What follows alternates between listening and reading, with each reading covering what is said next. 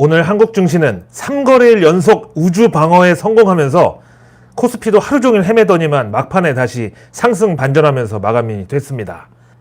다른 아시아 증시는 이번 주 들어가지고 FOMC 경계감에다가 또 거래량 부진까지 맞물리면서 하루 오르면 하루 빠지고 하루 빠지면 하루 반등하고 뭐 이렇게 널뛰기 장세였는데 우리만 오늘로서 3거래일 연속의 상승세를 기록했다고. 게다가 오늘은 장중에 환율이 오르면서 외국인들이 하방 포지션을 적극적으로 구축했지만 결국 코스피는 또 상승 마감하면서 우주 방어에 성공했습니다. 그나마 우리 코스피가 장 막판에 반등의 기틀을 마련한 게 그 달러 강세가 조금 힘이 빠진 건데요. 이거는 이제 호주, 아시아에서 몇 안 되는 자원 수출국이죠. 이 호주의 소비자 물가 지수가 오늘 장중에 발표됐는데 전망치 6.3%보다 낮은 6.1로 결과 나와가지고 안 그래도 지금 FOMC 기간 중인데 연준을 자극할 만한 수치가 아니었다는 점이 안도감으로 작용했습니다. 만약에 이 원자재 수출국 호주의 소비자 물가가 미국처럼 또 서프라이즈 수준으로 나왔으면은 연준도 상당한 부담을 느끼지 않을 수 없었겠죠. 그래서 이거 어제 내일 뉴스 미리 보기에서 얘기한 거예요. 호주 2분기 CPI가 우리 장중에 영향을 미칠 수 있는 재료라고 어제 다 얘기했잖아. 그리고 말 나온 김에 오늘 FOMC 성명서 발표 하루 앞두고 우리도 뭐 증시 거래량이 지지부진했던 그런 와중에도 업종별로 보면은 교육 관련주가 상승률 상위에 올라갔습니다. 이거 어제 내일 뉴스에서 국회 대정부 질의 세 번째 날 오늘 교육 분야 이게 바로 증시에서 교육 관련주 온라인 교육 이거 관련된 재료라고 어제 미리 얘기했잖아. 그리고 또 오늘 업종별 상승률 상위에 고령화 테마 그러니까 치매 치료, 보톡스, 임플란트, 노인복지 이것도 오늘 인구지표 나오는데 맨날 뻔한 결과 그냥 맨날 고령화, 저출생 이거 앵무새처럼 반복이지만 또 그때마다 증시에서는 똑같이 또 반응도 리바이벌 된다고 어제 내일 뉴스 미리 보기에서 얘기했잖아요. 그 다음 오늘 고용부가 국민통합위 출범 및 1차 회의 한다고 이거 항상 스타트, 1차 회의 이런 게 중요한데 결국 지금 이제 첨예하게 갈등하고 있는 노사 관계에 있어서 가장 예민한 게 사고 방지 이런 건데 그거는 증시에서 스마트 공장 이쪽이라고 이것도 어제 얘기했잖아요. 이 스마트 팩토리도 오늘 업종별 상승률 상위에 올라갔습니다. 런하 반갑습니다. 우리 시간으로 목요일 새벽 3시에 7월 FOMC 성명서가 공개되는데 아무래도 금리 인상의 폭은 예정대로 대신에 파월 연준 의장의 입에서는 매파적인 어떤 분위기가 풍길 것으로 다들 예상을 하고 있죠. 오늘의 외국계 리포트는 CLSA, 크레딧 리오네 증권 여기서 원화 약세와 한국 증시의 투자 기회라는 주제로 심층 분석 보고서가 나왔는데 사실 이번에 보시면은 현대차 실적 서프라이즈 나온 게 환율 상승으로 인한 그 환차익의 덕분을 무시 못하잖아요. 이거는 뭐 우리 경제에서 수출 비중이 워낙에 높으니까 또 평소에 유가 같은 그 수입 물가가 그대로 우리 실물 경제에 와서 부대끼는 그런 현실에 대한 어떤 일종의 보상이라고 할 수 있겠죠. 아무튼 CLSA에서는 매우 노골적으로 환율 1,300원대의 한국 주요 수출 기업들 매수하는 전략이 지금까지 안 통했던 적이 없었다고 이렇게 평가를 하고 우리 증시 외국의 매도로 인한 원화 약세 환경은 한국 수출업체들의 오히려 이익과 실적 확대에 있어서 호재로 작용하고 있다. 그게 증명되는 게 바로 이번 2분기 실적이라고요. 결국 환율 상승이 이제 원화 가치 하락이잖아요. 근데 CLSA 리서치에서 지난 1998년, 2002년, 2009년, 2016년 그리고 2020년 이렇게 여러 해에 걸쳐서 원화 가치의 뚜렷한 하락을 나타났을 때 보니까 한국 주식 매수 기회에 있어서 이때만큼 매력적인 진입 시점이 또 없었다. 특히 IT하고 자동차 업종이 수혜가 가장 크고 그래서 CLSA 측에서는 특히 현대차, 기아, 현대모비스 이 매수의 어드밴티지를 강조하고 있습니다. 그러면서 과연 이런 원화 약세 기조가 그럼 언제까지 갈 것이냐 여기에 대해서는 거시경제 분석도 덧붙이는데 원화 약세의 주요 원인이 주로 한국의 무역 적자를 초래한 원자재 수입 비용 급격한 상승 그리고 외국인의 한국 주식 매도에 기인한다고 대신에 국내 채권 시장에서 외국인이 또 보유 비율 측면에서 사상 최대를 기록할 정도로 한국물 그러니까 원화 표시 채권을 급격하게 매수 중이라고 합니다. 그 이유가 뭘까요? 당연하죠. 유동성을 파킹하기에 이만큼 싸고 좋은 투자 대상이 없으니까요.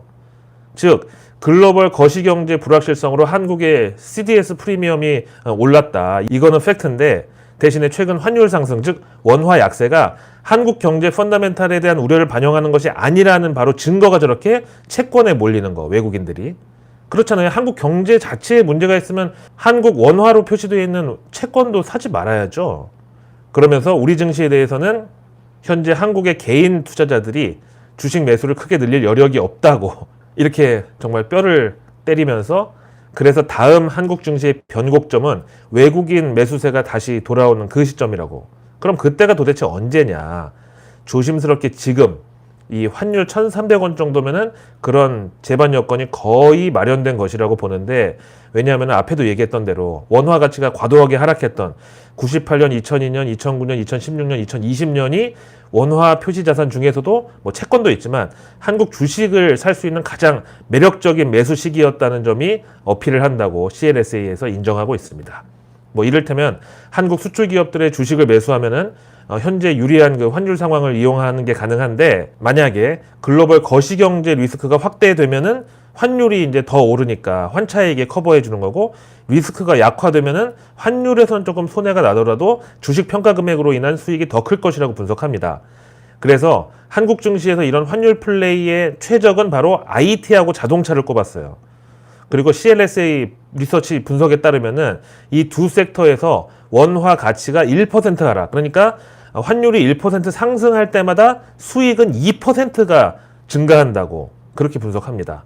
특히 자동차 업종은 CLSA의 경험적으로 볼 때 환율이 1,300원 넘어가면은 항상 기록적인 수익을 보여줬다고 강조했습니다. 그럼 여기서 한국 완성차 업체들을 좀 더 자세히 보면은 뭐 그래봤자 두 개밖에 없지만 하여튼 현대차하고 기아, 이게 이제 한국에서 나가는 수출 물량이 약 30%를 차지한대요. 근데 대부분은 미국으로 수출되기 때문에 다른 글로벌 경쟁 업체들보다 환차익을 더 많이 볼 수 있고, 또 자동차 업종이 우호적인 그런 환율 환경뿐만 아니라 현재 낮은 인센티브, 그리고 부품 공급의 완화로 좋은 환경에 있다.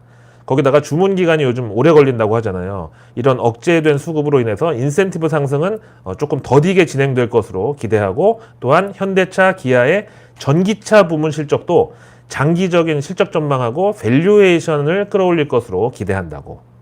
그래서 일단 현대차 요즘 보면은 과연 실적 서프라이즈 대단하다라고 그날은 오히려 빠졌고, 그러다가 개인들이 이거 뭐야, 이것도 피크아웃이구만, 또 K 선반영이구만 하고서 현대차 주식 조금 파니까 그걸 또 받아가지고 월요일 날은 외국인이 또 현대차 주가 급등시켰고, 그러다가 또 이틀째 지금 힘이 빠지고 있고. 그런데 어쨌든 현대차 외국계 증권사 목표치 최고가는 JP모건이 31만 원, 그 다음에 기아는 크레딧 스위스의 12만 8천 원이 최상단입니다. 앞에서 이제 우리 환차에 기대된다고 특히 자동차가 주인공이라고 했던 CLSA는 기아에 대해서 목표가 11만 원에 투자이건 매수 유지하고 있습니다. 자, 일단 연준 FOMC라는 먹구름이 아직 거치지 않은 그런 상황에서 이거는 뭐 올해 연말까지 먹구름은 아예 물러가지 않겠죠. 근데 하여튼 요즘 미국 어닝 시즌을 보다 보면은 개별 기업 실적에 대한 그 시장 반응이 거의 막 럭비공이잖아요. 이것도 재밌지만 우리 입장에서는 진짜 빼먹을 만한 그런 정보들이 많아가지고 더 재밌습니다. 일단 간밤에 마이크로소프트 그리고 구글 둘 다 매출이 예상치에 미달했는데 주가는 오히려 급등했어요. 왜냐면 다음 분기에는 좀 더 열심히 뛰겠다고. 그냥 딱히 객관적 근거라고는 그냥 그 사측의 주장뿐인 그 가이던스가 나쁘지 않았다고, 이거를 마이크로소프트 보면은 이거 장 마감 후에 실적 발표했는데 애프터마켓에서 그래 가이던스 니네 맘에 든다 하고 4% 급등했어요. 근데 또 반면에 어떤 기업은 매출, 영업이익, EPS 그리고 가이던스까지 전부 시장 전망을 상회했는데도 그래 니네 잘났다, 그거 누가 모르냐, 근데 주가는 좀 너무 고평가된 것 같다 이러면서 또 패버릴 때도 있고. 하여튼 마이크로소프트의 실적을 보면은 어쨌든 매출은 부진인데 디비전별로 보면은 클라우드 서비스 그 애저 있죠. 이거 실적 성장률이 제일 컸고요. 반면에 윈도우 OEM하고 엑스박스를 비롯한 게임 디비전에서 마이너스, 즉 역성장이 나왔습니다. 근데 이거는 뭐 상식적으로도 이제 우리가 집 밖에 나갈 일이 더 많아지니까 당연히 게임 매출이 감소하는 거고, 이거는 뭐 우리 한국 정식 게임주들 그리고 정말 너무 멀리 나가버린 P2E, NFT 이런 거 버블 막 꺼지는 거랑 일맥상통하는 거죠. 하여튼 마이크로소프트는 진짜 역사적인 기업이기도 하지만 반면에 그 창업자 빌 게이츠는 또 코로나 이후에 온갖 음모론의 타겟이 또 되고 있어요. 근데 제 생각에는 진짜 마이크로소프트야말로 정말 착한 기업이 아닌가. 여기 이제 우리 네이버나 카카오 같은 대형 포털들이 하듯이 윈도우 안에다가 각종 결제, 쇼핑, 예약 다 때려놓고 중간에서 윈도우 자릿세랍치고 운영 수수료 따박따박 앉아서 받아먹어도 아무도 뭐라고 못할 텐데 이미 구글은 앱 마켓에서 그거 하고 있잖아요. 그래서 우리나라에서 구글 방지법 나온 거고. 솔직히 우리끼리 얘기지만 예전에 일제 때 종로에서 김두한하고 하야시하고 싸운 이유가 이거잖아. 뭐 애국심 뭐 이런 것도 물론 있겠지만 그 시장 자릿세 가지고 싸운 거 아니야 솔직히. 그게 이제 인터넷판이 구글 방지법 이런 거고요. 하여튼 윈도우 안에다가 저런 거 다 때려놓고 자릿세 받아 먹어도 아무도 뭐라고 못할 텐데 윈도우를 안 쓰고 과연 PC 사용할 수 있는 사람이 몇 명이나 되겠어요. 근데 그런 짓을 안 해 마이크로소프트는. 하여튼 그러면서도 올겨울에 만약에 코로나든 오미크론이든 6미크론이든 뭐든 하여튼 팬데믹이 다시 찾아올 경우에 대비해서 이 마이크로소프트가 그 블리자드 그 게임사도 이 마이크로소프트가 인수해 놨으니까 뭐 4분기 게임 쪽 매출은 다시 반등할 것으로 기대해 볼 수 있죠. 다음 구글의 지주사 알파벳 요 실적도 나왔는데 여기도 마이크로소프트랑 마찬가지로 매출은 예상에 못 미쳤어요. 그런데도 이만하면 좋다고 역시 실적 발표 후 애프터마켓에서 보란듯이 5% 급등을 시전했습니다. 근데 이번 알파벳 실적을 보면은 진짜 구글이야말로 알고리즘이라는 거의 그 뉴미디어계의 전지전능한 거의 신적인 존재를 부릴 만한 그런 엄청난 기업이 맞다. 이런 생각이 드는 게 다들 지금 리오프닝이라고 해가지고 플랫폼, 이커머스, 게임, 어플 이런 거 다 2분기에 박살났잖아요. 근데 그 와중에도 구글 검색이랑 클라우드 매출이 전년 동기 대비 2자릿수 매출 성장률 찍었고요. 진짜 무엇보다 빛났던 알파벳의 그 디비전은 유튜브. 여기 광고 수입만 73억 4천만 달러, 우리 돈으로 10조를 찍었어요. 그것도 한 분기에. 근데 디테일에 보면은 2분기에 그 유튜브 프리미엄 가입자 수는 오히려 예상에 못 미쳤단 말이에요. 근데 아시다시피 유튜브 프리미엄이 월 회원 가입비를 내는 대신에 광고가 안 뜨는 혜택을 주잖아요. 근데 2분기 당시에는 뭐 인플레이션이 한창 기승을 부릴 때다 보니까 미국은 물론이고 뭐 우리도 마찬가지로 전부 물가 오르고 유가 오르고 밥값 오르고 이렇게 가처분 소득 감소해가지고 유튜브 프리미엄 가입자 수가 줄었다. 이건 이해가 되는데 그럼 그 와중에 어떻게 광고 매출이 또 늘었냐. 자세히 보면은 저렇게 작년 코로나 변이가 한창이었던 그 2021년 2분기보다 4.8%가 증가를 했단 말이에요. 그 비결은 그만큼 이제 유튜브 프리미엄 회원이 줄어든 만큼 일반 시청자들이 또 광고를 많이 봐서 그랬다. 이거 진짜 엄청난 영업 전략이에요, 이거. 프리미엄 가입자 매출 빠지니까 그 사람들이 다 그냥 광고 보면서 억지로 유튜브 시청해가지고 유튜브 광고 수익이 늘어났다고. 그러니까 남녀 사이에 왜 그 사귀는 사이에는 서로 생일 선물도 주고 뭐 크리스마스나 발렌타인데이 이런 거 챙겨주잖아요. 그럼 이제 그게 딱 한 명한테밖에 선물을 못 받는데 잘생긴 애들은 오히려 헤어졌다 그러면은 여하구들한테 선물 더 많이 받는 거야. 그러니까 여친이 있어도 좋고 없으면 더 좋고 뭐 진짜 이런 그 부러운 존재가 바로 유튜브죠.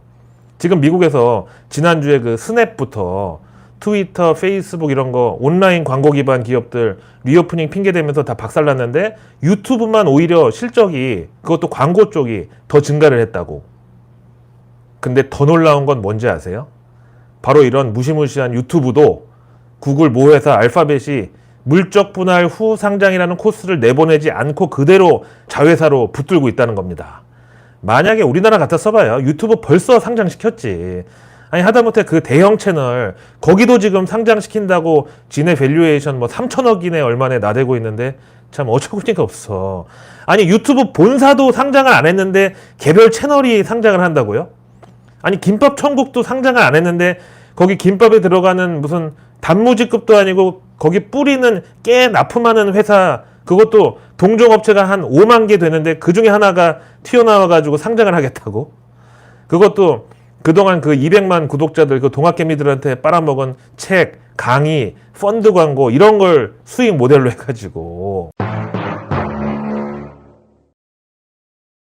그래서 공부도 필요 없고 무슨 주식을 사는 게 기업 오너랑 뭐 동업자 마인드네 뭐네. 그리고 뭐 가치 투자도 다 필요 없어요. 그냥 골드러시 때는 연락에 이제 땅 파야 되는데 거기서 금이 나오든 말든 청바지하고 곡괭이 파는 사람만 돈을 번다고. 금광보다 오히려 그런 쪽이 더 돈을 번대요. 아니 금광에서 금이 나와야 금광이지. 막 팠는데 꽝일 수도 있잖아. 그래도 청바지 곡괭이 안티프라민을 써야 되니까 이런 주변인들이 돈 다 쓸어 간다고. 그 영화 타짜에 보면은 막 목숨 걸고 화투 치잖아. 막 손모가지 날아가고 발모가지 날아가고 모가지 날아가고 막 난리인데 하우스만 돈을 벌어. 거기 안 나오지만. 그래서 공부하면 누구나 주식 투자로 돈 벌 수 있다 이런 거 다 혹세무민의 가스라이팅이고요. 그냥 떨줍 올팔만이 살 길이다. 실적 초대박 나왔다고 했던 현대차를 보세요. 그리고 오늘 이마트 주가 보세요. 아니 지난주 대형마트 의무 휴업 폐지 논의 그 뉴스 떴을 때 그때 좋다고 올라탄 사람들 지금 다 개같이 물려버렸어. 아까 장중에 10만 원도 깨질 뻔했어. 근데 그러면서 더 기가 막힌 거는 그 이마트에서 지금 SSG닷컴을 물적 분할해가지고 상장시킨다고 또 간보고 있어요.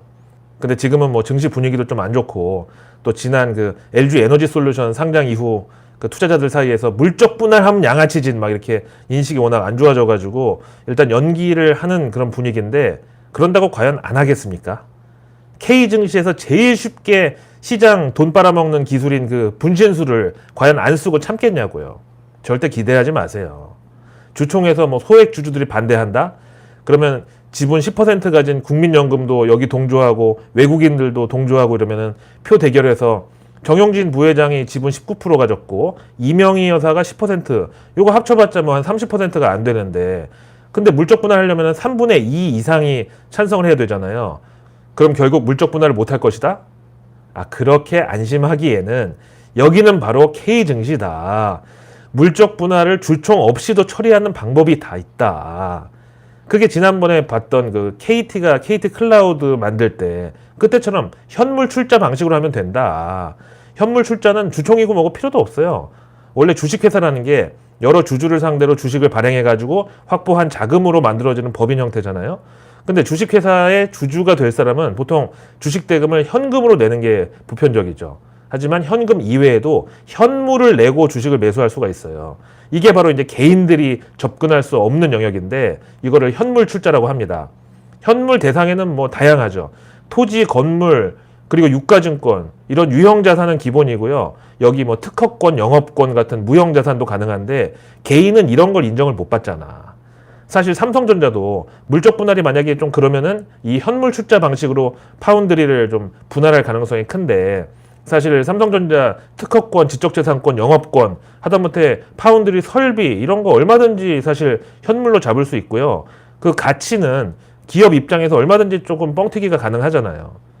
이걸로 새로 만드는 법인 지분을 맞교환하는 거 그게 바로 현물 출자입니다. 이마트도 지금 전국의 이마트 부지 그거 물류센터 겸한다고 만약에 그러면 그것도 같이 재평가 받을 수 있고 하여튼 뭐 많죠. 그래서 이 회사법상 물적 분할은 반드시 주총 안건으로 다뤄서 3분의 2 이상의 찬성을 얻어야 되지만 요 현물 출자는 주총 안건이 의무사항도 아니기 때문에 그냥 경영권 가진 사람 맘대로다. 그래서 내일 뉴스는 내일 보면 너무 늦습니다. 구독과 알림 설정만으로 아직 나오지 않은 오늘 뉴스도 아닌 내일의 뉴스를 매일 저녁 여러분들의 안방으로 제가 직접 배달 갑니다.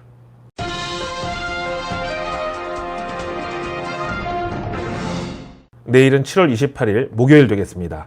하루 종일 이제 FOMC 결과에 또 시달려야 되니까 이날은 조금 기대감을 낮추고 정부 일정을 좀 드라이하게 먼저 볼게요.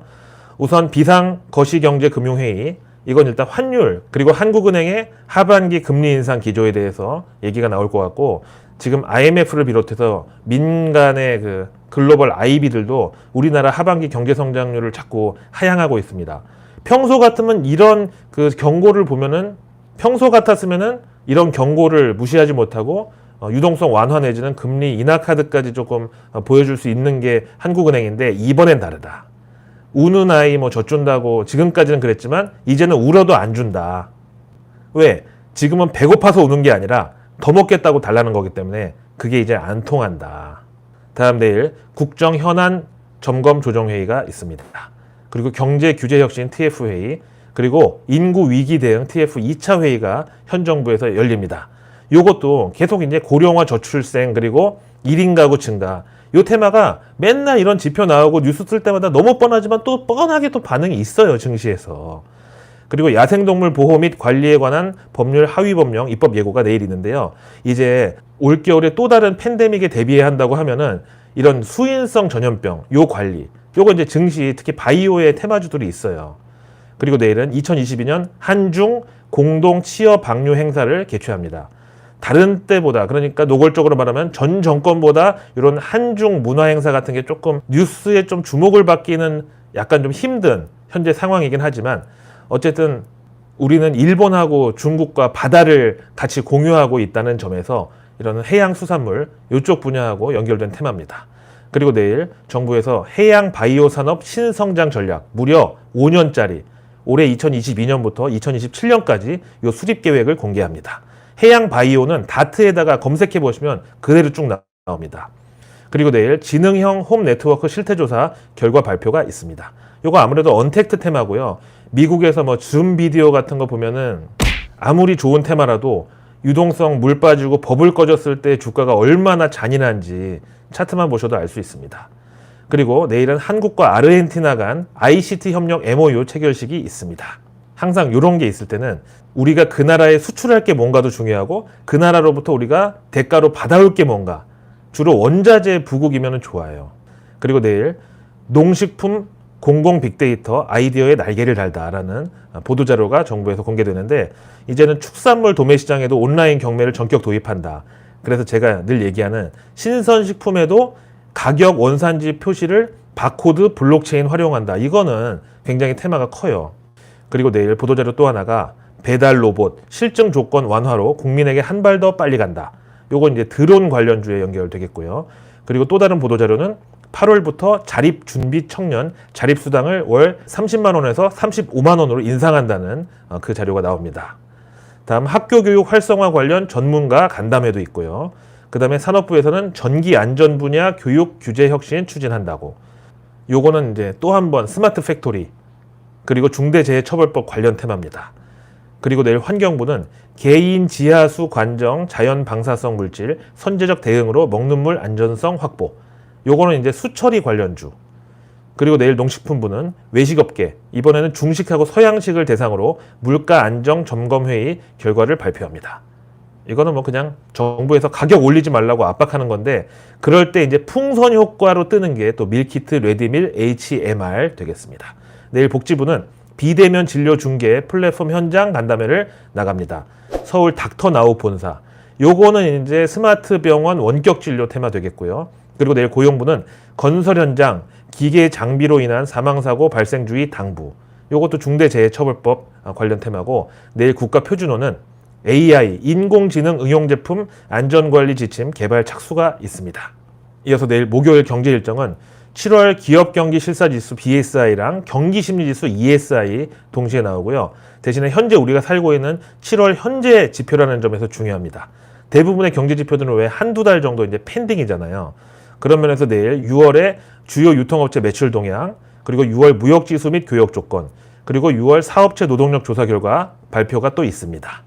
그리고 내일 상반기 벤처 투자 및 펀드 결성 동향이 나옵니다. 이거는 이제 요즘 창투사, 무슨 인베스트 캐피탈 이쪽에 또 한번 물이 들어올지 실마리 역할을 할 수 있고 그리고 내일 2021년 인구주택 총조사 전수조사 결과가 공개됩니다.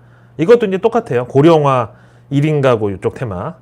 그리고 내일 2분기 부동산 시장 동향, 8월 통화 안정 증권 발행 계획, 그리고 일본에서는 내일 6월 수출입 통계, 호주는 6월 소매 판매, 유럽은 7월 경기체감지수, 독일은 7월 CPI 소비자 물가지수, 그리고 미국은 내일 2분기 GDP 예비치가 공개됩니다. 이어서 7월 캔사스 시티 연은의 제조업 활동지수 나오고 그리고 내일 태국은 금융시장이 휴장이네요. 국왕탄신일로. 다음 내일 목요일 증시 일정은 HYTC 공모 청약이 이틀 일정으로 있고요. 그리고 내일 드디어 그 유명한 성일 하이텍이 신규 상장을 하는 날입니다. 하필 FMC 성명서 발표 날인데 많이 떨리실 것 같아요. 그리고 에이프릴 바이오도 내일 신규 상장이고요. 그 다음에 넷마블이 세븐나이츠 레볼루션을 내일 출시하는 날입니다. 그리고 내일 미국에서는 2분기 어닝 시즌 계속됩니다. 드디어 애플, 아마존, 그리고 마스터카드, 화이자, 머크앤컴퍼니, 컴캐스트, 인텔, 사노피, 허니웰, 알트리아, 노스롭 그룹먼, 캐네디언 퍼시픽 레일웨이, 쉘, 스텔란티스, 백스터, 사우스웨스트 에어라인즈, 로쿠, 퍼스트 솔라, 파이브나인. 진짜 각 업종 대표주들이 다 출동하네요. IT부터 소비, 의약, 방산, 정유, 담배, 자동차, 항공, 태양광까지. 앞에 얘기했던 미국 기업 실적 중에서 우리가 뽑아먹을 게 있으면 제가 또 정리해 드릴 테니까요. 안심하시고.